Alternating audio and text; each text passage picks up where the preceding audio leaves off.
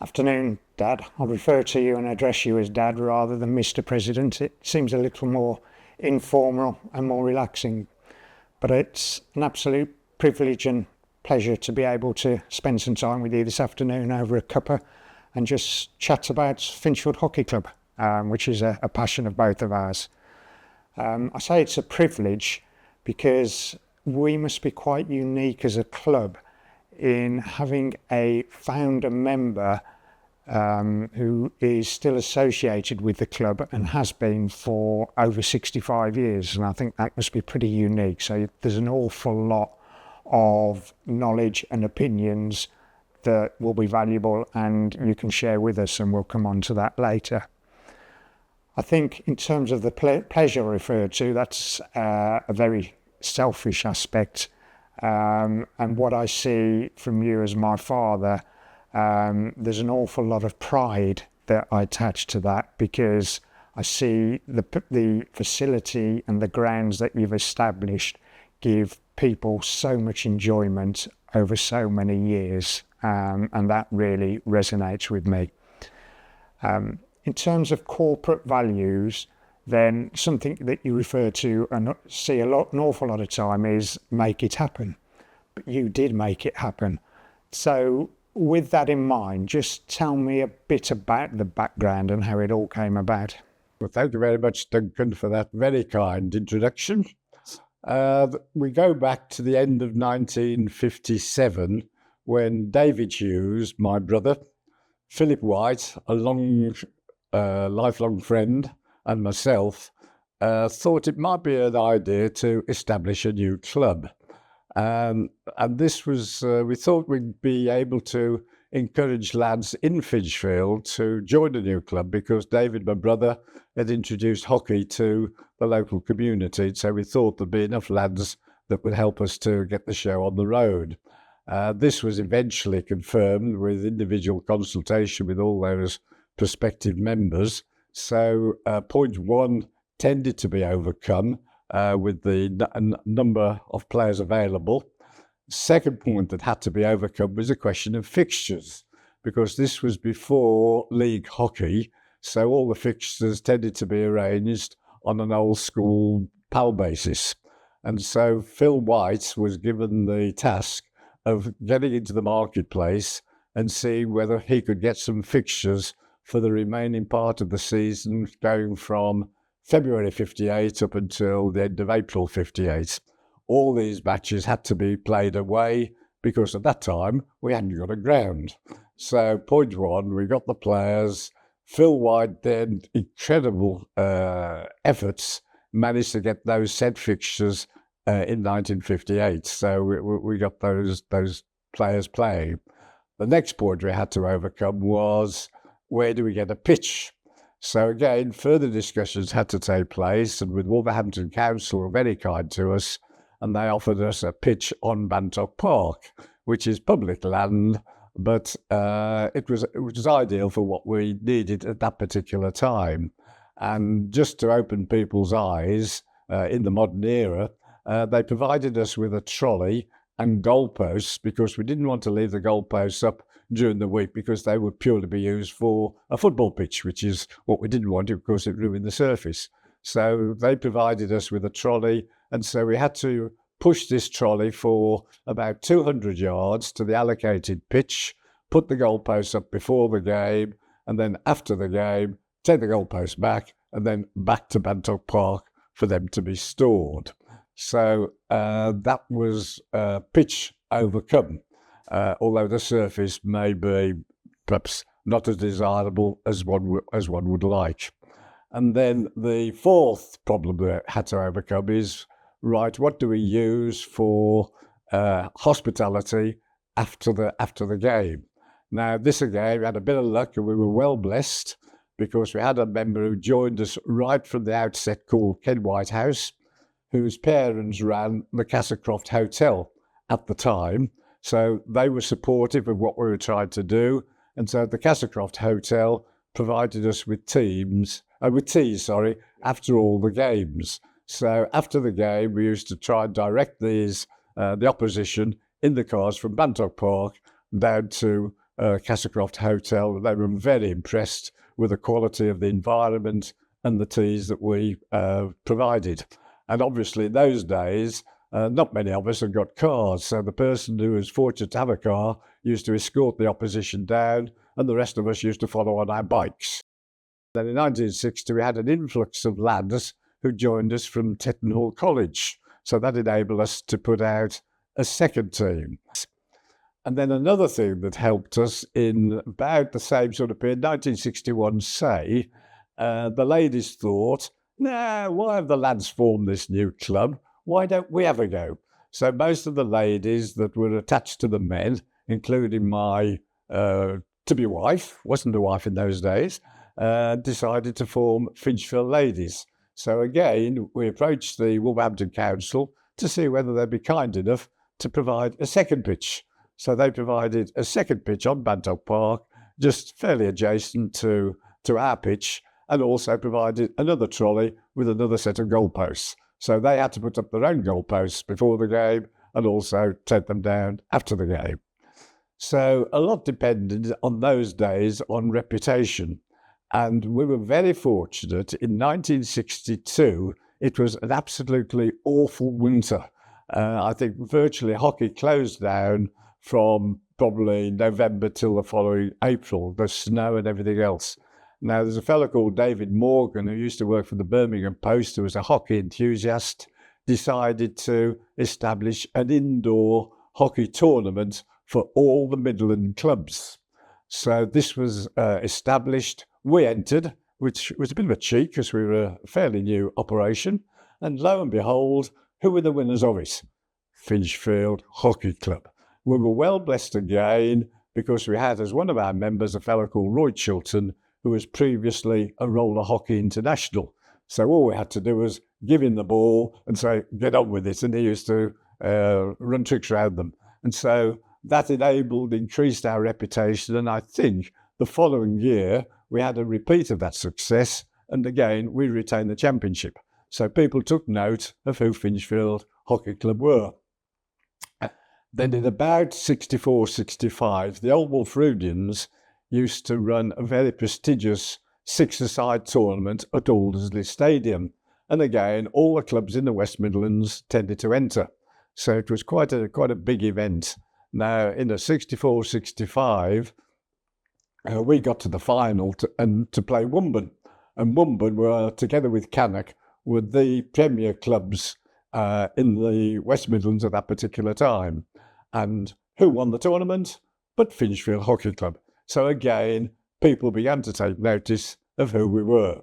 So that enabled us to get stronger and stronger fixtures with some of these well-established clubs.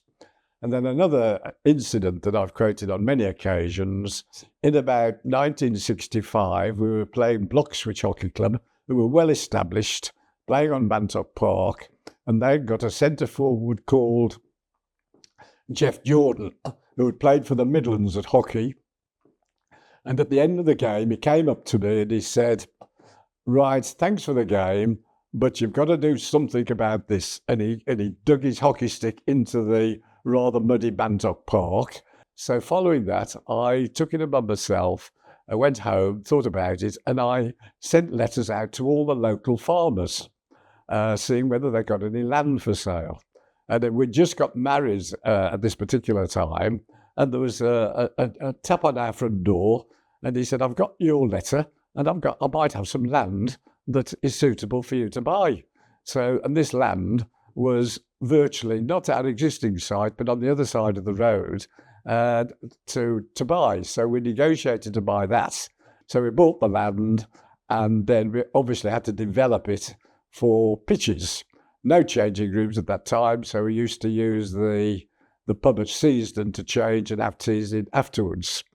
And then as time goes by, we then put the clubhouse up. We scrambled to death with funding to get it all together.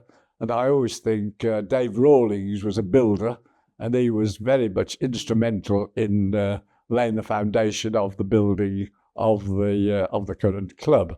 And I was charged with the task of making an address at his funeral. And I said, well, all the hockey club members that are here whenever you go to that clubhouse, you turn the lights on, that should be in memory of Dave Rawlings. So that's how it was done. So we had a rotor to cut the grass and get it all in ship-shape condition. So during the fullness of time, those grass pitches became as good as any in the area. So we had a new clubhouse being constructed bit by bit, and we had these super pitches as they were, and so that was very much the laying of the foundations of the club in the late 60s. And I would also like to add, just before we move on completely, in those early 60s with the Castlecroft Hotel, although we used to use it as a tea venue, it used to be the social centre of all our activities. So Monday nights, everybody used to meet, all the club members used to meet, and we used to have an argy-bargy about who was playing and who wasn't playing, and there was quite a lot of banter going on. And every month, we used to have a buffet dance at the Castlecroft Hotel that used to raise quite a lot of money to fund our future development. And then once a year, we did progress to having an annual dinner dance at the Mount Hotel in Wolverhampton, Tettenhall Wood, where everybody had to turn out correctly, dinner jackets, all the ladies dressed up. And so that was very much part of the local scene. Used to use the phrase, the more you put into the club, the more you get out of it. Wow, that's really powerful. It shows some real initiative. I think from my rough calculations, you must have been late teens or early 20s when you went about setting up the club, but not only that, subsequently acquiring land. And I remember myself marking the pitches and sitting on a mower and mowing them ahead of that. So there's an awful lot done before you could, in preparation, before you could think about a game of hockey.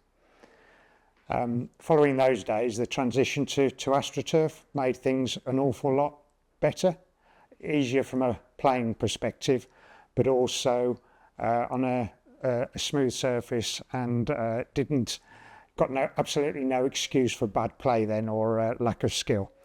But what that did mean was that our grass pitches at the club became redundant, and there became a need for to make best use of those.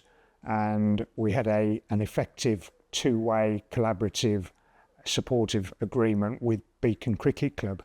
Can you just tell me how that came about?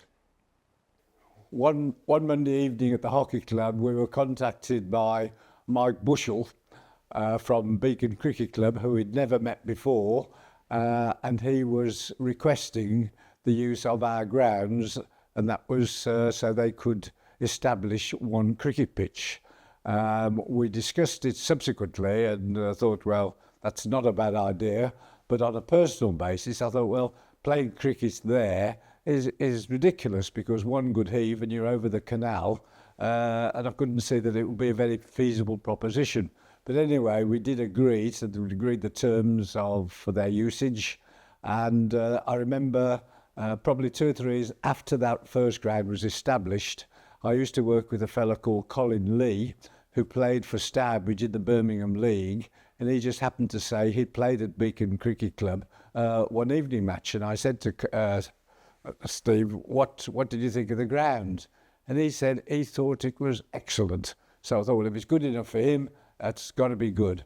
And then sometime afterwards, we bought the other part of the land, which is on the left-hand side of the drive, and then Beacon were able to establish 2 cricket pitches. And I would think for most cricket clubs to have 2 pitches on one site is quite unusual. Yeah, and it's a splendid facility down there. It looks really good. And Beacon Cricket Club are doing extremely successful with it and getting an awful lot of people from the community involved. So a success story all round. What do you recall as some of your proudest memories of Finchfield Hockey Club and your time involvement there? I think the proudest memories I would think are probably the community spirit that you've referred to previously, and all the friendships lifelong friendships that have been created within the club. On a personal basis, I've had lifelong friendships, and I think many other people have. And I'm internally grateful to all the members that we've had, for many of them, and we can't quote too many names, have put in a considerable length of service for the benefit not only of themselves but for Finchfield Hockey Club. Okay, that's super. I'll just elaborate on that, because there's a couple of other things that I can recall. I think there's a number of juniors that have been coached right from junior school and senior school, and representing the first team in terms of men's teams. That's been a real success. But also re-establishing the ladies section 4 or 5 years ago, and since that was established, the ladies team have had consecutive promotions season after season. And indeed, last year we trialled launching a second ladies team, and that was a success, and we'll have a formal second team for the next season. So all of that looks good. I think you referred to earlier, you get as much out of the club as you put in. And the philosophy that I've seen from the people that are involved in the management now is to have fun, and an ethos of work hard, play hard, and that is really good to see. There's lots of volunteering opportunities, and again, the ethos there tends to be, let's share the load. So rather than having 1 or 2 individuals doing everything, there's a really good representation using people's experience and skill base, which is good. We're a very inclusive club. I've referred earlier to the ladies and men's section. We have an awful lot of family participation, which is good to see. There's examples of where juniors have started playing, mothers and fathers returning to hockey. We've got a number of siblings that play, so whether their brother started playing, their sisters now playing as well. And we've got one or husband and wife partnership, so some really good family involvement there. But on top of that, I think my overriding impression is that the members are all very welcoming, so they're very keen at making new people to the club very welcome and feel integrated right from the start. And there's also a prime philosophy of trying to do or doing the right thing. So behaviours are a really important aspect of a voluntary sport. And it's pleasing that this year the management committee have launched an FSC charter, which outlines the expected behaviours of members of the club, whether that's behaviours to their peers within the playing teams, within the opposition, but most importantly to officials. So the behavioural standards will be laid out in a charter there, and that's a good example of being proactive for the benefit of all in the sport. But secondly, all of our processes and procedures, such as safeguarding, injury, incident and report, they're all governed by formal documentation, which has been overviewed by England Hockey Association, and they've given us what is called a club mark accreditation. So they've certified that all of our procedures and processes are robust. So that is extremely comforting from our perspective as well, I think. I agree, Duncan, and I would like to express my vote of thanks to all the management committee for their indulgence and integrity in establishing and fulfilling all the criteria to qualify for us to with modern legislation. Okay, good.